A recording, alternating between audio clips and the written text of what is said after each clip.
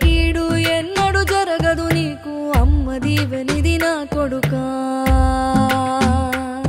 ఈ దిక్కులు నీతో కదిలేను ఆ చుక్కలి దిష్టి తీసేను ఏ గాలి ధూళి సోకదు నిన్ను